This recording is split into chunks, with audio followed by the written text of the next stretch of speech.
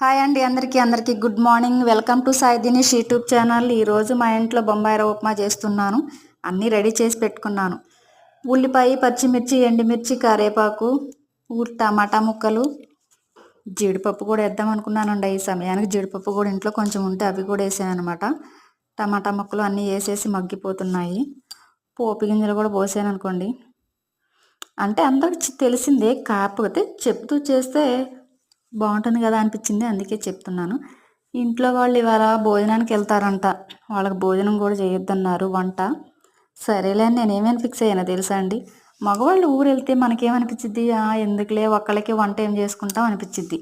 అంటే కూర వండుకోక తప్పదు. నేనేమనుకున్నా, ఇంట్లో నిమ్మకాయలు ఉన్నాయి, చక్కగా నిమ్మకాయ పులిహోర కలుపుకొని కొంచెం ఒక చిన్న గ్లాస్ బియ్యం గడి పెట్టుకుంటే పెరిగేలాగా ఉంటుంది కదా, అందులో కొంచెం పెరిగేసుకొని తిన్నాం అనుకోండి, చాలా బాగుంటుంది. బొంబాయి రవ్వ ఉప్మా, జీడిపప్పు రెడీ అయిపోయాయి. బాయ్.